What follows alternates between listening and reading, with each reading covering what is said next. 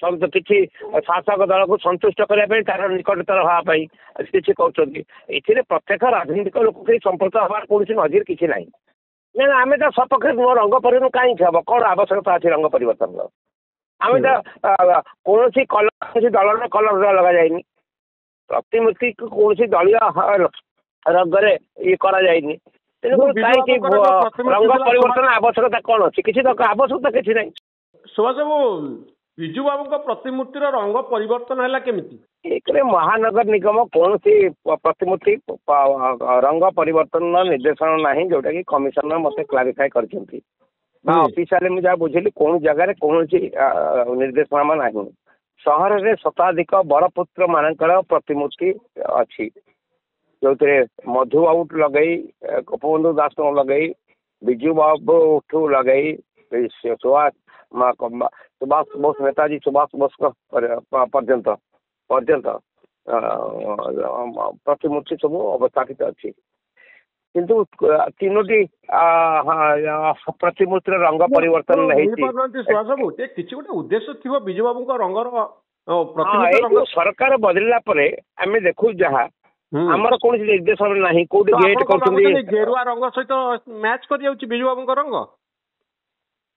ଏମିତି କିଛି ଜାଗାରେ ସବୁ ମାନେ ଗେଟ୍ ଦେଖୁଛି, ମାନେ ଯୋଉଟା କି ମାନେ କିଛି ଲୋକ ଚାହୁଁଛନ୍ତି ଶାସକ ଦଳର ନିକଟତର ହବା ପାଇଁ ଏଇ ବିଭିନ୍ନ କାର୍ଯ୍ୟକ୍ରମ ଏଭଳିଆ ରଙ୍ଗ ପରିବର୍ତ୍ତନ ରଙ୍ଗ ଯୋଉ ପରିବର୍ତ୍ତନ ହେଇଛି ପ୍ରତିମୂର୍ତ୍ତିର, ଏଇଟା ବିଜେପିର ଗେରୁଆ ରଙ୍ଗ ସହିତ ମ୍ୟାଚ୍ କରୁଛି କି?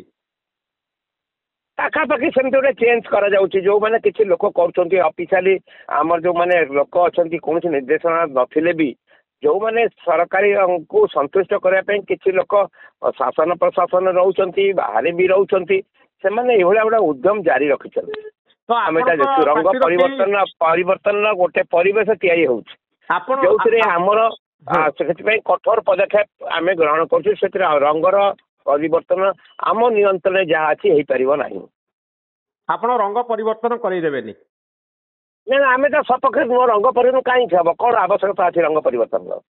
ଆମେ ତ କୌଣସି ଦଳର କଲର ଲଗାଯାଇନି, ପ୍ରତିମୂର୍ତ୍ତିକୁ କୌଣସି ଦଳୀୟ ରଙ୍ଗରେ ଇଏ କରାଯାଇନି। ତେଣୁକରି କାହିଁକି ରଙ୍ଗ ପରିବର୍ତ୍ତନ ଆବଶ୍ୟକତା କ'ଣ ଅଛି? କିଛି ଆବଶ୍ୟକତା କିଛି ନାହିଁ। ସୁଭାଷ ବାବୁ, ଯୋଉ ବିଜୁ ବାବୁଙ୍କ ପ୍ରତିମୂର୍ତ୍ତି ଥିଲା, ଆପଣ ଭାବୁନାହାନ୍ତି ତା ରଙ୍ଗ ଟିକେ ଆପଣଙ୍କ ରଙ୍ଗ ମାନେ ବିଜେଡିର ରଙ୍ଗ ସହିତ ଟିକେ ସମାନ ଥିଲା କିଛି ଅଂଶରେ? ନା ନା, ସେମିତି କହିଲେ ତତ୍କାଳୀନ ପ୍ରଧାନମନ୍ତ୍ରୀ ଅଟଳ ବିହାରୀ ବାଜପେୟୀଙ୍କର ମୂର୍ତ୍ତି ନେତାଜୀ ସେତୁ ପାଖରେ ତିଆରି ହେଇଛି, ସେ ରଙ୍ଗ ତ ସେଇଭଳି ରଙ୍ଗ ତିଆରି କରିଛି। ଆମେ କରୁନୁ, ରାଜ୍ୟ ସରକାର ଜିଲ୍ଲା ପ୍ରଶାସନ ତାର କରିଛି, ସେ ରଙ୍ଗ ତ ସେମିତି କରିଛି, ଏଇଭଳିଆ ରଙ୍ଗ କରିନି। ତେଣୁ କଥା ହଉଛି କୌଣସି ରଙ୍ଗ ଫଙ୍ଗର କିଛି ମାନେ ଯୋଉମାନେ କରୁଛନ୍ତି, ଆମର ସେମିତି କୌଣସି ଆଭିମୁଖ୍ୟ ରଖି କୌଣସି ଦଳୀୟ କଥାକୁ ବିଚାର କରି କୌଣସି ରଙ୍ଗ ଦିଆଯାଇନି। ଆପଣଙ୍କ ଦଳ କୌଣସି ଦଳୀୟ ଆଭିମୁଖ୍ୟ ଅନୁସାରେ ରଙ୍ଗ ଦେଇନଥିଲା? ନା ନା, ମାନେ କୌଣସି ପ୍ରତିମୂର୍ତ୍ତି କଥା ପଡିଛି, କୌଣସି ରଙ୍ଗ ଦିଆଯାଇନି। ପ୍ରତିମୂର୍ତ୍ତି ଯୋଉମାନେ ଦେଶ ପାଇଁ ଜାତି ପାଇଁ ନିଜ ଜୀବନକୁ ଉତ୍ସର୍ଗିତ କରିଛନ୍ତି, ସ୍ୱାଧୀନତା ସଂଗ୍ରାମରେ ବଳିଦାନ ଦେଇଛନ୍ତି, ପୃଥିବୀରେ ନିଜର ଆମ ରାଜ୍ୟର ପରିଚୟକୁ ବଢେଇଛନ୍ତି। ନେତାଜୀ ସୁଭାଷ ବୋଷ ଭଳି ବ୍ୟକ୍ତିତ୍ୱ ଅଛନ୍ତି, ମହାତ୍ମା ଗାନ୍ଧୀଙ୍କର ପ୍ରତିମୂର୍ତ୍ତି ବହୁତ ଜାଗାରେ ଅଛି, ପାର୍କ ବହୁତ ଜାଗାରେ ଅଛି। ଆମେ କୌଣସି ଉଦ୍ଦେଶ୍ୟ ରଖି ଏଇଟା କେବେ କରାଯାଇનથી। ମୁଁ ବିଶେଷ କରି ମୁଁ ମହାନଗର ନିଗମରେ ଆସିବା ସମୟରେ ବା ତା ପୂର୍ବରୁ ସେମିତି କିଛି ନାହିଁ, କୌଣସି ଇଣ୍ଡିକେସନ ଆମେ ଦେଖିବାକୁ ପାଇନୁ। ସୁଭାଷ ବାବୁ, ଆଜି ପରିବର୍ତ୍ତନ ଆବଶ୍ୟକତା କିଛି ନାହିଁ। ଆପଣଙ୍କ ଦଳରୁ କିଛି ବ୍ୟକ୍ତି ଯୋଉମାନେ ଅସନ୍ତୁଷ୍ଟ ଅଛନ୍ତି ବିଭିନ୍ନ କାରଣରୁ ବିଜେଡି ହାଇକମାଣ୍ଡଙ୍କ ଉପରେ, ସେମାନେ କାମ କରିପାରିଥାନ୍ତି କି? ନା ନା, ସେମିତି କିଛି ନା, ଆମେ ତ ଜାଣିପାରିଥାନ୍ତୁ ନା। ସେମିତି କୌଣସି ପ୍ରକାର ବିଜୁ ଜନତା ଦଳ ଭିତରେ ସେମିତି କୌଣସି ପ୍ରଶ୍ନ ନାହିଁ, ବା କୌଣସି ଦଳୀୟଗତ ଭାବରେ କିଏ କରିଥିବାର ନଜିର ଆମ ପାଖରେ ସେମିତି କିଛି ଆସେନି। କୋଉ ଅନ୍ୟ ଦଳ ହେଲେ ବି, ଶାସକ ଦଳ ଲୋକ ହେଲେ ବି। ରାତି ଅଧରେ କଣ ଲୁଚିକିରି କିଏ ଆସିକିରି ରଙ୍ଗକୁ ବଦଳେଇ ଦେଲେ? ହଁ, କିଏ କରିଛନ୍ତି ରାତି ଅଧିଆ 2-3ଟା ଜାଗାରେ କରିଛନ୍ତି, କୋଉ ସମୟରେ କରିନେଇଛନ୍ତି। ଏଇଟା ତ ଏମିତି ଆମର ଶତାଧିକ ମହାପୁରୁଷ ମାନଙ୍କ ପ୍ରତିମୂର୍ତ୍ତି କଟକରେ ଅଛି ନା। ଯଦି ରଙ୍ଗର ପଲିସି ଥାନ୍ତା ତାହେଲେ ଗଭର୍ଣ୍ଣମେଣ୍ଟ ଗୋଟେ ନିଷ୍ପତ୍ତି କରିଥାନ୍ତା, ମହାନଗର ନିଗମ ନିଷ୍ପତ୍ତି କରିଥାନ୍ତା, ସରକାରଙ୍କର ନିର୍ଦ୍ଦେଶନାମା ଥାନ୍ତା, ତାକୁ କାର୍ଯ୍ୟକାରୀ କରିବାକୁ ଚେଷ୍ଟା କରିଥାନ୍ତା। ସେମିତି ନୀତିଗତ ନିଷ୍ପତ୍ତି କିଛି ନଥିଲା। ତ ରାତି ଅଧରେ ଲୁଚିକିରି ରଙ୍ଗ ପରିବର୍ତ୍ତନ କରିଦିଆ ହେଇଛି। ଏଇ 2-3ଟା ଜାଗାରେ ଏଇଭଳିଆ ଉଦାହରଣ ଆସିଛି। କେତେଟା ଜାଗାରେ ବିଜୁ ବାବୁଙ୍କ ରଙ୍ଗ ପରିବର୍ତ୍ତନ କରାଯାଇଛି ସୁଭାଷ ବାବୁ? ବିଜୁ ବାବୁଙ୍କ ସାଙ୍ଗରେ ଅଛି, ପାର୍ଲା ମହାରାଜଙ୍କର ଅଛି, ଦି ତିନିଟା ଜାଗାରେ ଅଛି ବିଭିନ୍ନ ମୂର୍ତ୍ତିରେ ରଙ୍ଗ ପରିବର୍ତ୍ତନ। ମାନେ ବିଜୁ ବାବୁଙ୍କ ପ୍ରତିମୂର୍ତ୍ତିର ରଙ୍ଗ ପରିବର୍ତ୍ତନ, ପାର୍ଲା ମହାରାଜଙ୍କ ରଙ୍ଗ ପରିବର୍ତ୍ତନ, ଆଉ କୋଉ ମହାପୁରୁଷଙ୍କର? ଆଉ ଗୋଟିଏ ଏମିତି ଦି ତିନିଟା ଜାଗାରେ ଏମିତି ଆମ ନଜରକୁ ଆସୁଛି। ମାନେ ଗେରୁଆ ରଙ୍ଗ କରିଦିଆ ହେଇଛି। ଏକ୍ଜାକ୍ଟ ନହେଲେ ବି ଆକୁ ଗୋଲ୍ଡେନ କଲର ସେଇ ଟାଇପର ସବୁ କରାଯାଇଛି। କିଛି ଲୋକ ଆଜିକାଲି ଗୋଟେ ଶାସନ ବ୍ୟବସ୍ଥାର ପରିବର୍ତ୍ତନରେ ରଙ୍ଗର ପରିବର୍ତ୍ତନ ସପକ୍ଷରେ ଗୋଟେ ପରିବେଶ ତିଆରି କରୁଛନ୍ତି। କିଛି ଶାସକ ଦଳକୁ ସନ୍ତୁଷ୍ଟ କରିବା ପାଇଁ, ତାର ନିକଟତର ହେବା ପାଇଁ କିଛି କରୁଛନ୍ତି। ଏଥିରେ ପ୍ରତ୍ୟେକ ରାଜନୈତିକ ଲୋକ କେହି ସମ୍ପୃକ୍ତ ହେବାର କୌଣସି ନଜିର କିଛି ନାହିଁ। କଥା ନୁହଁ କିଛି। ଆପଣ ତଳ ଲୋକ କିଛି ଅଛନ୍ତି, ବିଭିନ୍ନ ପ୍ରକାର ଲୋକ ଅଛନ୍ତି। ନାଇଁ ନାଇଁ, ରଙ୍ଗଟା ତ ପୁଣି କରିବା ପାଇଁ ସମୟ ଲାଗୁଥିବ, କେହି ଜଣେ ଆସୁଥିବ ତାକୁ କଲରକୁ ଚେଞ୍ଜ କରୁଥିବ, ଅପେକ୍ଷା କରୁଥିବ, ବିଭିନ୍ନ ଜାଗା ହେଇଥିଲେ ସେଇ ସ୍ପଟରେ ସେ ଧରା ପଡିଥାନ୍ତେ। ଦି ତିନିଟା ଜାଗା ଯେହେତୁ ହେଇଛି ତାକୁ କିଏ ଦେଖି ପାରୁନାହାନ୍ତି କୋଉ ସମୟରେ ସେ କରିଦେଇଛନ୍ତି। ଆଚ୍ଛା ସୁଭାଷ ବାବୁ, ଆମେ ତାକୁ ତଦନ୍ତ ସାପେକ୍ଷ ରଖୁଛୁ କିଏ କରିଛି, ଏବଂ ଯୋଉ ରଙ୍ଗ ଥିଲା, ମୁଁ ଆଜି ଆଲୋଚନା କରିଛି, ଯୋଉ ରଙ୍ଗ ପୂର୍ବରୁ ଥିଲା ସେହି ରଙ୍ଗ ଯେମିତି କାଏମ ରହିବ। ତ ଆପଣ ନିର୍ଦ୍ଦେଶ ଦେଇଛନ୍ତି ତଦନ୍ତ କରିବା ପାଇଁ?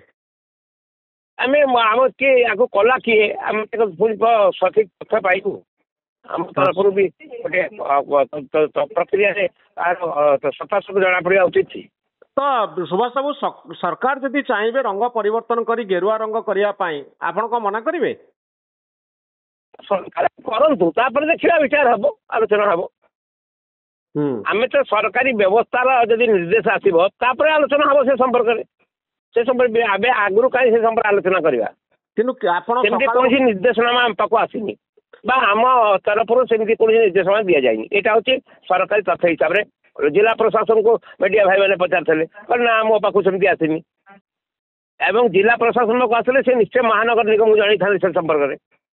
ମୂର୍ତ୍ତି ସବୁ ମହାନଗର ନିଗମ, ପ୍ରତିମୂର୍ତ୍ତି ଗୋଟିକ ରକ୍ଷଣାବେକ୍ଷଣ ଦାୟିତ୍ୱ ହଉଛି ମହାନଗର ନିଗମର। ତ ସୁଭାଷ ବାବୁ, ଆପଣ ସକାଳୁ ଉଠିଲା ବେଳକୁ ଯଦି ରାତିରେ କିଏ ଏମିତି ସବୁ ଯାକ ସହରର ସବୁ ମୂର୍ତ୍ତିକୁ ଚେଞ୍ଜ କରିଦିଅନ୍ତି, ତ ଆପଣ କଣ କରିବେ? ଆଉ ଆପଣ ତ ଆଉ ପୋଲିସ ଲଗେଇ ଜଗିବେନି? ନା ନା, ଆମେ ଜାଣିପାରିବୁ ନା କିଏ କରୁଛି, କାହିଁ କରୁଛି, ଦେଖିବୁ ନା। ଆମର ପୁଣି ଆଇନଗତ ଦିଗ ଅଛି ନା। ଆମେ କଣ ଯିଏ ଚାହିଁବ କରିଦେଇପାରିବ?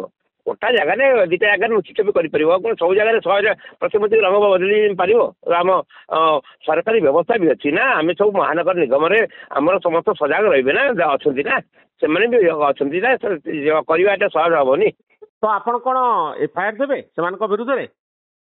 ଆମେ ଦେଖୁ ଆଗେ ଏ ଘଟଣା କୋଉମାନେ କରେଇଛନ୍ତି ବୋଲି ଆମେ ଟିକେ ତଥାଗତ ସଂଗ୍ରହ କରୁଛୁ। ଆମେ ଜାଣୁ, ତାପରେ ପଦକ୍ଷେପ କଥା ବିଚାର କରିବୁ ନିଶ୍ଚୟ।